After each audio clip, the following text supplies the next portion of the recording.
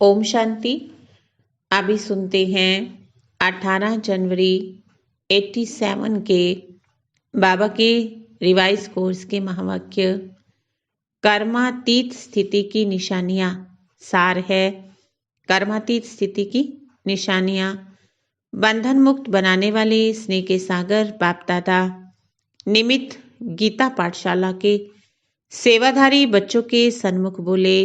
आज अव्यक्त बाप दादा अपनी अव्यक्त स्थिति भव के वरदानी बच्चों को व अव्यक्त फरिश्तों से मिलने आए हैं। यह अव्यक्त मिलन इस सारे कल्प में अब एक बार संगम पर होता है।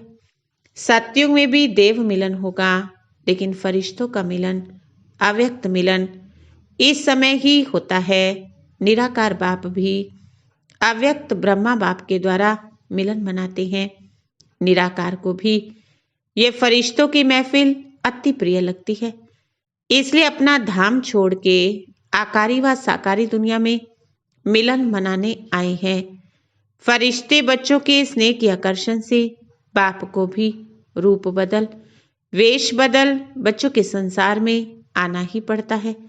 ये संगम युग बाप और बच्चों का अति प्यारा और न्यारा संसार है। स्नेह सबसे बड़ी आकर्षण करने की शक्ति है, जो परमात्मा बंधन मुक्त को भी शरीर से मुक्त को भी स्नेह के बंधन में बांध लेती है, अशरीरी को भी लोन के शरीरधारी बना देती है। यही है बच्चों के स्नेह का प्रत्यक्ष प्रमाण। आज का दिन अनेक चारों ओर के बच्चों के स्नेह की धाराएं स्नेह के सागर में समाने का दिन है। बच्चे कहते हैं हम बाप दादा से मिलने आए हैं। बच्चे मिलने आए हैं व बच्चों से बाप मिलने आए हैं, या दोनों ही मधुबन में मिलने आए हैं।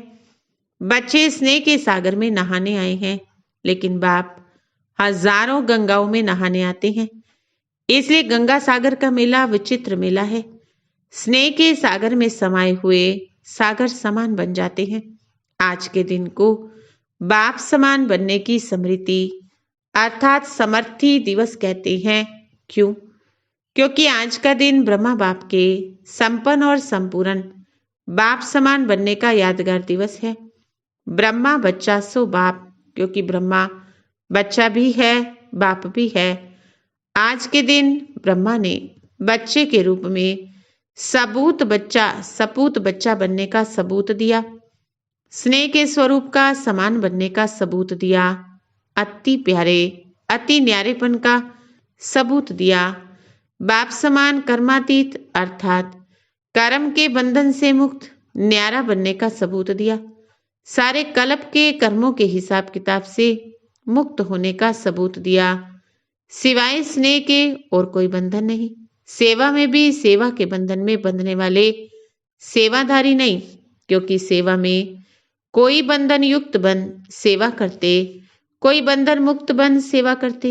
सेवाधारी ब्रह्मा बाप भी है, लेकिन सेवा द्वारा हद की रोयल इच्छाएं सेवा में हिसाब किताब के बंधन में बांधती हैं, लेकिन सच्चे सेवाधारी इस हिसाब किताब से भी मुक्त हैं।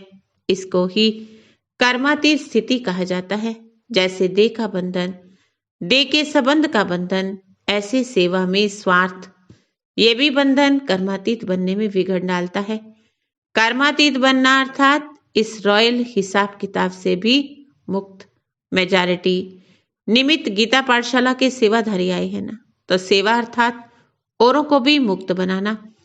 औरों को मुक्त बनाते स्वयं को बंधन में बांध तो नहीं देते। नष्टो मोहा बनने की बजाय लौकिक बच्चे आदि सबसे मोह त्याग स्टूडेंट्स थे, मोह तो नहीं करते।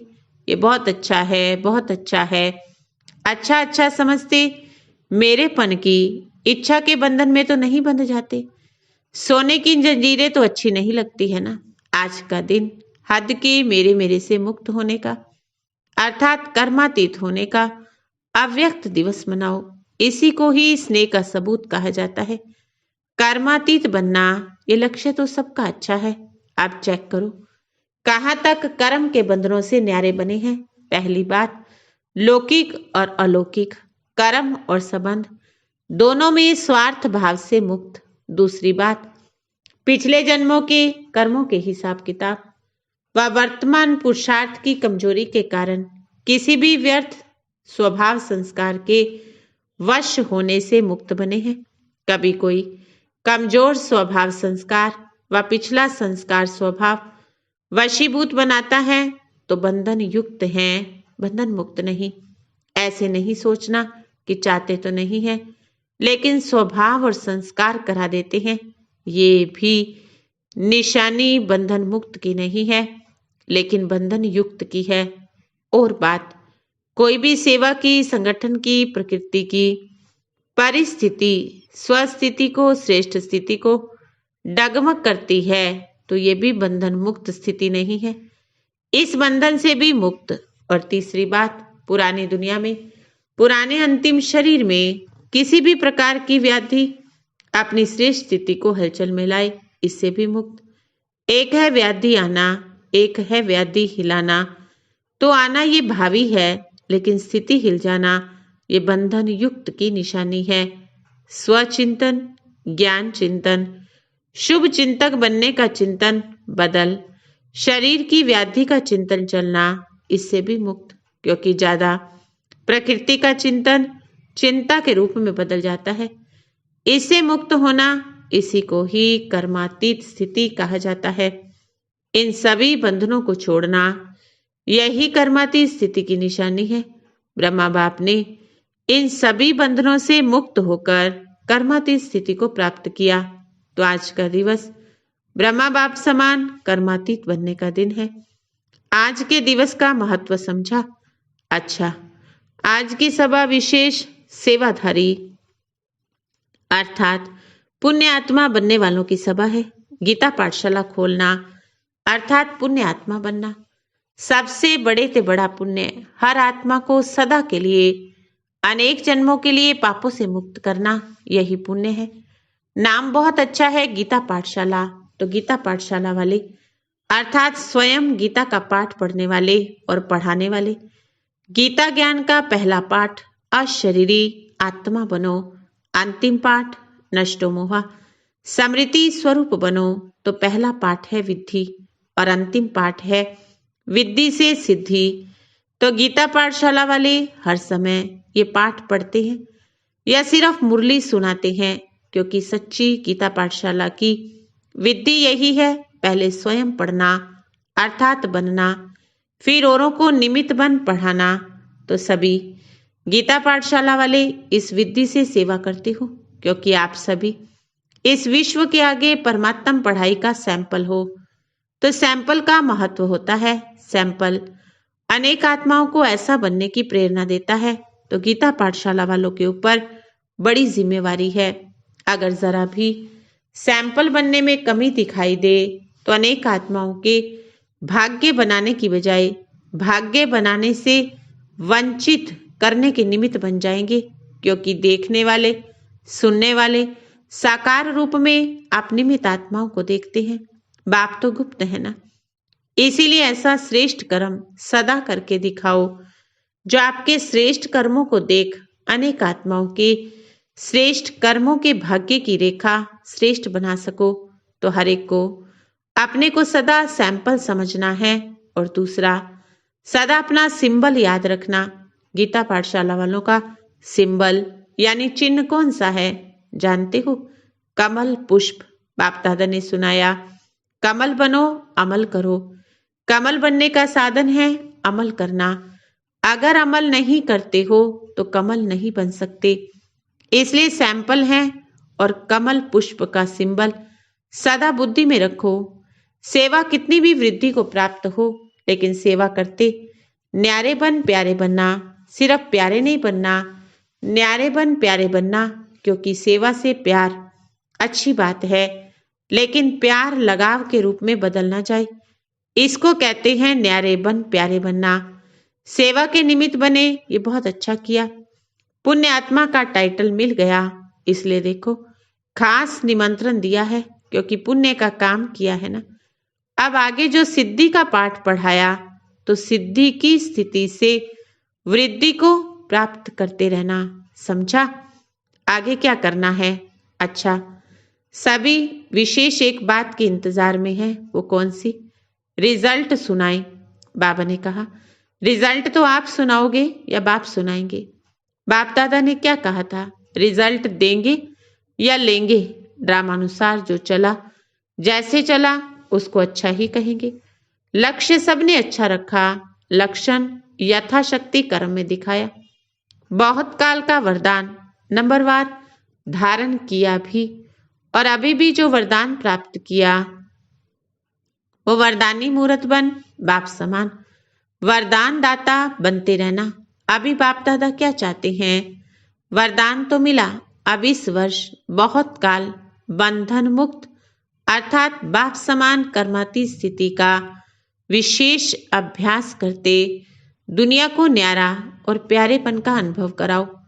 कभी कभी अनुभव करना, अभी स्थिति को बदल बहुत काल के अनुभूतियों का प्रत्यक्ष, बहुत काल अचल अडोल निर्विघ्न निर्बंधन निर्विकल्प निर्विक्रम अर्थात निराकारी निर्विकारी निरहंकारी इस स्थिति को दुनिया के आगे प्रत्यक्ष रूप में लाओ। इसको कहते हैं बाप समान बनना। समझा? रिजल्ट में पहले स्वयं से स्वयं संतुष्ट कितने रहे? क्योंकि एक है स्वयं की संतुष्टता, दूसरी है ब्राह्मण परिवार की संतुष्टता, तीसरी है बाप की संतुष्टता। तीनों की रिजल्ट में अभी और मार्क्स लेनी है तो संतुष्ट बनो, संतुष्ट करो। बाप की संतुष्ट मणि बन सदा चमकते रहो। बाप दादा बच्चों का रिगार्ड रखते हैं। बाप दादा बच्चों का रिगार्ड रखते हैं, इसलिए गुप्त रिकॉर्ड बताते हैं, होवनहार हैं। इसलिए बाप सदा संपन्नता की स्टेज देखते हैं। अच्छा, सभी संतुष्ट मनिया होना। वृद्धि को देखकर खुश रहो। आप सब तो इंतजार में हो कि आबू रोड तक क्यों लगे। अभी तो सिर्फ हाल भरा है, फिर क्या करोगे? फिर सोओगे या अखंड योग करोगे? ये भी होना है, इसलिए थोड़े में राजी रहो। 3 पैर की बजाय 1 पैर पृथ्वी भी मिले तो भी राजी रहो। पहले ऐसे होता था, ऐसे नहीं सोचो। परिवार की वृद्धि की खुशी मनाओ। आकाश और पृथ्वी तो खुटने वाले नहीं है ना। पहाड़ तो बहुत हैं, ये भी होना चाहिए, ये भी मिलना चाहिए। ये बड़ी बात बना देते हो। ये दादियां भी सोच में पड़ जाती हैं, क्या करें कैसे करें। ऐसे भी दिन आएंगे जो दिन में धूप में सो जाएंगे, रात में जागेंगे। वो लोग आग जलाकर आसपास बैठ जाते हैं गर्म होकर के। आप योग की अग्नि जलाकर बैठ जाएंगे। पसंद है ना? या खटिया चाहिए? बैठने के लिए कुर्सी चाहिए। ये पहाड़ की पीठ कुर्सी बना देना। जब तक साधन है सुख लो, नहीं तो पहाड़ी को कुर्सी बनाना। पीठ को आराम चाहिए ना, और कुछ नहीं। 5000 आएंगे तो कुर्सियां तो उठानी पड़ेगी ना, और जब क्यों लगेगी तो खटिया भी छोड़नी पड़ेगी। एवर रेडी रहना। अगर खटिया मिले तो हाँ जी, धरनी मिले तो भी हाँ जी। ऐसे शुरू में बहुत अभ्यास कराए हैं, 15-15 दिन तक। दवाखाना बंद रहता, दवे के पेशेंट भी ढोडा यानी बाजरे की रोटी और लस्सी पीते थे, लेकिन बीमार नहीं हुए, सब तंदुरुस्त हो गए। ये शुरू में अभ्यास करके दिखाया, अंत में भी होगा ना।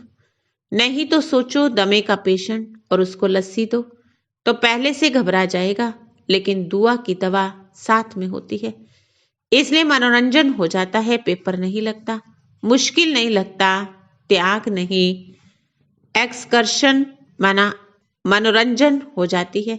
तो सभी तैयार होना। प्रबंध करने वालों के पास टीचर लिस्ट लेके आएगी, इसलिए नहीं बुलाते हैं ना। समय आने पर ये सब साधन से परे साधना के सिद्धि रूप में अनुभव करेंगे। रूहानी मिलिट्री भी तो होना, मिलिट्री का भी तो पार्ट बजाना है ना। अभी तो स्नेही परिवार है, घर है, यही अनुभव कर रही हो, लेकिन समय पर रूहानी मिलिट्री बन जो समय आया उसको उसी स्नेह से पार करना, ये भी मिलिट्री की विशेषता है। अच्छा, गुजरात को विशेष वरदान है, जो एवर रेडी रहते हैं, बहाना नहीं देते, क्या करें कैसे करें, रिजर्वेशन नहीं मिलती, पहुंच जाते हैं। नजदीक का फायदा है गुजरात को। आज्ञाकारी बनने का विशेष आशीर्वाद है, क्योंकि सेवा में भी हाँ जी करते हैं ना।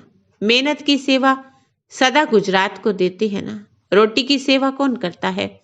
स्थान देने की, भागदौड़ करने की सेवा गुजरात करता है ना। बाप दादा सब देखते हैं। ऐसे नहीं कि बाप दादा को पता नहीं पड़ता। मेहनत करने वालों को विशेष महबूब की मोहब्बत प्राप्त होती है। नजदीक का भाग्य है। भाग्य को आगे बढ़ाने का तरीका अच्छा रखते हैं। भाग्य को बढ़ाना सबको नहीं आता। कोई को भाग्य प्राप्त होता है लेकिन उतने तक ही रहता है। बढ़ाना नहीं आता, लेकिन गुजरात को भाग्य है। बढ़ाना भी आता है, इसलिए अपना भाग्य बढ़ा रहे हो। ये देख बाप दादा भी खुश है। बाप की विशेष आशीर्वाद, ये भी एक भाग्य की निशानी है। समझा? जो भी चारों ओर के स्नेही बच्चे पहुंचे हैं, बाप दादा उन सभी देश विदेश दोनों के स्नेही बच्चों को स्नेह का रिटर्न, सदा अविनाशी स्नेही भव का वरदान दे रहे हैं। स्नेह में जैसे दूर दूर से दौड़कर पहुंच गए हो, ऐसे जैसे स्थूल में दौड़ लगाई समीप पहुंचे, सन्मुख पहुंचे, ऐसे पुरुषार्थ में भी विशेष उड़ती कला द्वारा बाप समान बनना, अर्थात सदा बाप के समीप रहना। जैसे यहाँ सामने पहुंचे हो, वैसे सदा उड़ती कला द्वारा बाप के समान समीप ही रहना। समझा क्या करना है? ये स्नेह, दिल का स्नेह, दिलाराम बाप के पास आपके पहुंचने से पहले ही पहुंच जाता है। चाहे सन्मुख हो, चाहे आज के दिन देश विदेश में शरीर से दूर हो, लेकिन दूर होते भी सभी बच्चे समीप से समीप दिल तख्त नशीन है। तो सबसे समीप का स्थान है दिल। तो विदेश व देश में नहीं बैठे, लेकिन दिल तख्त पर बैठे हैं, तो समीप हो गए ना। सभी बच्चों की याद, प्यार, उलाने, मीठी मीठी रूरिहाने, सौगातें सब आपके पास पहुंच गई। बाप दादा भी स्नेही बच्चों को सदा मेहनत से मुक्त हो, मोहब्बत में मग्न रहो, ये वरदान दे रहे हैं। सभी को रिटर्न मिल गया ना? अच्छा, मधुबन निवासी तो सदा ही भाग्य की महिमा गाते रहते हैं, और भी भाग्य की महिमा गाते, स्वयं अपने भाग्य की महिमा के गीत गाते रहते। मधुबन निवासी अर्थात सदा मधुरता द्वारा बाप की समीपता का साक्षात्कार कराने वाले। संकल्प में भी मधुरता, बोल में भी मधुरता, कर्म में भी मधुरता, यही बाप की समीपता है। इसलिए बाबा रोज क्या कहते हैं, बच्चे भी रिस्पॉन्स रोज क्या करते हैं जानते हो ना? बाबा भी कहते मीठे मीठे बच्चों, और बच्चे भी रिस्पॉन्स करते मीठे मीठे बाप। ये रोज का मधुरता का बोल मधुर बना देता है। तो सदा मधुरता को प्रत्यक्ष करने वाले मधुबन निवासी श्रेष्ठ आत्माएं हैं। मधुरता ही महानता है। जिसमें मधुरता नहीं तो महानता अनुभव नहीं होती। फिर कभी सुनाएंगे कि संकल्प की मधुरता क्या है। समझा? आप सबसे मिलिए। अच्छा, इसी को कहते हैं अलौकिक मिलन। सर्वस्नेही आत्माओं को, सदा समीप रहने वाली आत्माओं को, सदा बंधन मुक्त कर्मातीत स्थिति में बहुत काल अनुभव करने वाली विशेष आत्माओं को, सर्व दिल तख्त नशीन संतुष्ट मनियों को बाप दादा का अव्यक्त स्थिति भव के वरदान के साथ याद, प्यार, गुड नाइट और गुड मॉर्निंग। अभी दादियों से जैसे वृक्ष के पके हुए फल जो होते हैं उनका बहुत महत्व होता है। जो वृक्ष से पके होते उनको अलग से पकाना नहीं पड़ता। वो पके हुए फल आप सभी हो ना। वृक्षपति द्वारा पके हुए फल, जैसे वृक्ष के पके हुए फल का महत्व है, वैसे वृक्षपति द्वारा पके हुए फलों का भी महत्व है। उसी नजर से सभी आप सबको देखते हैं, क्योंकि ब्रह्मा के साथ आपका भी जन्म हुआ ना। एक ही राशि हो गई ना, राशि का प्रभाव होता है ना। जन्मदिन का राशि पर भी प्रभाव होता है। तो ब्रह्मा बाप के साथ जन्म हुआ, ब्रह्मा बाप के साथ सेवा के आरंभ में निमित्त बने। अभी ब्रह्मा बाप समान कर्मातीत बनने के लिए एवर रेडी हैं। बाप तो बच्चों को देख खुश होते हैं, मेरे योग्य बच्चे, योगी बच्चे और योग्य बच्चे भी हैं, इसलिए विशेष खुशी है। बाप दादा ने दादी को फूल दिया तो पूछा, इसमें आप कौन सा पत्ता हो? सब पत्ते मिलके एक हो गए ना। ऐसे समीप रहने वाले सभी पत्ते बूर के साथ रहते हैं। बूर ये बीज है, तो बीज के साथ रहने वाले पत्तों का भी महत्व है। अच्छा, आप लोग तो जन्म से वरदानी हो, वरदानों से पले हो, मेहनत से नहीं। जिसकी पालना ही वरदानों से हुई, उसके लिए क्या वरदान रहे? चल रहे हैं, पल रहे हैं वरदानों से, इसीलिए मेहनत से बचे हुए हो। जो मेहनत करते हैं उनकी चाल ही अलग होती है। आप लोगों ने क्या मेहनत की? कुछ सहन भी किया तो मनोरंजन मनाया ना। पिकेटिंग भी ठहरे तो भी मनोरंजन मनाई, मजा ही देखते रहे। गालियां भी खाई तो हंसते हंसते खाई। अभी वो बातें क्या लगती हैं? चरित्र लगती है ना। अच्छा, ये जनक तो विदेही बन गई ना, विदेही जनक। अच्छा, वरदान तो सबको मिले हुए हैं, वरदानी को क्या वरदान दे? जैसे कहते हैं ना कि सूर्य के आगे क्या दीपक जलाएंगे, तो वरदानी आत्माओं को क्या वरदान दे? अच्छा, पर्सनल मुलाकात। पांडव अर्थात सदा बाप के साथी पांडवों की विजय किस लिए हुई? क्योंकि वो बाप के साथ थे। तो ऐसे पांडव हो या कभी अलग हो जाते, कभी साथ रहते हो, कभी माया के साथ तो नहीं चले जाते, क्योंकि माया के साथ रहेंगे तो बाप नहीं साथ रह सकता। या तो माया होगी या बाप। सदा बाप के साथ रहने वाले पांडव ही विजयी हैं। शक्तियां भी सदा विजयी हैं। शिव शक्ति कंबाइंड हैं, सदा विजयी हैं। शक्तियों का झंडा सदा ऊंचा रहता है। ये झंडा ही विजय की निशानी है, तो झंडा सदा ऊंचा रहे। अच्छा, ओम शांति।